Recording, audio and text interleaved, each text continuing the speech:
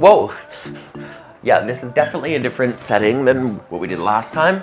And I also just about tripped on this, so why not put it in the frame? There we go, it's Ollie's toy. So hey guys, welcome to my video. This is the second part of 30 things that I've learned turning 30. So without further ado, here we go. Number 16, perception is reality. And what I mean by that is that two people can be in the exact same place at the same time and experiencing the exact same events, but have completely different outlooks. And you know what? That is okay.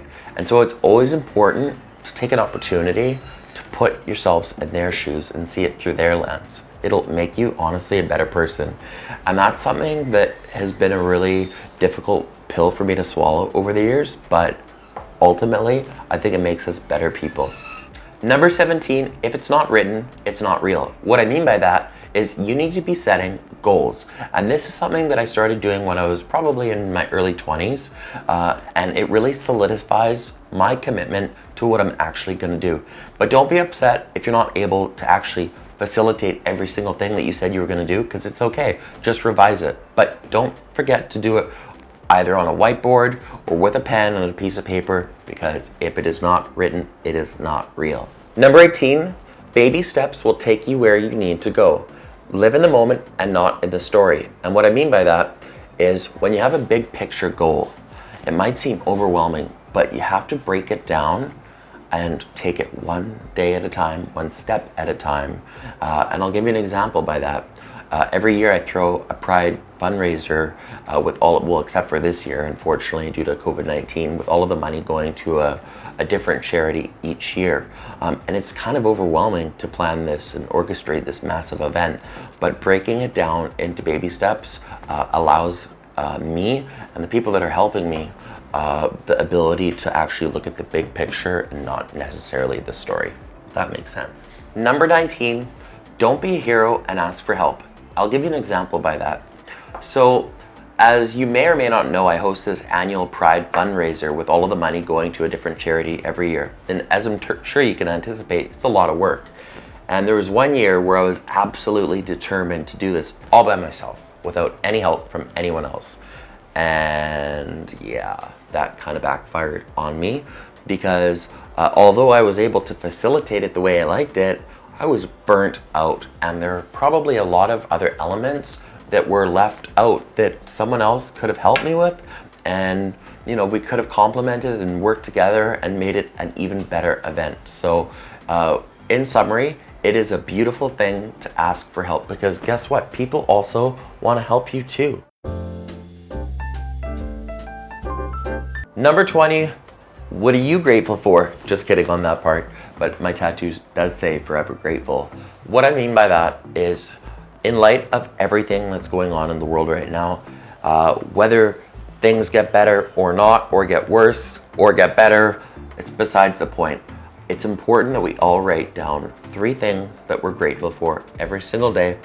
I'll give you an example. I have a diary at home, and every day at 11:45 in the morning, I write down 3 things that I'm grateful for. It could be as simple as a conversation that I had with a friend that made me feel really good, or it could be something more deep. It could be me apologizing to my dad for making him feel the way that he did. I feel grateful that I had that opportunity to apologize and rectify the wrongdoing that had happened. So in summary, be grateful.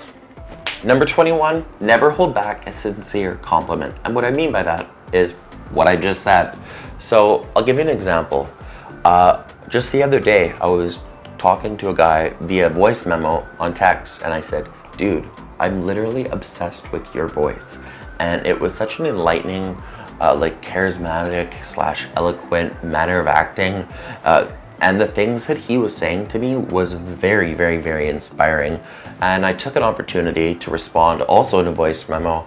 And I said, dude, you literally made my day. And you have such a beautiful, beautiful voice. And I anticipate that he responded well to it.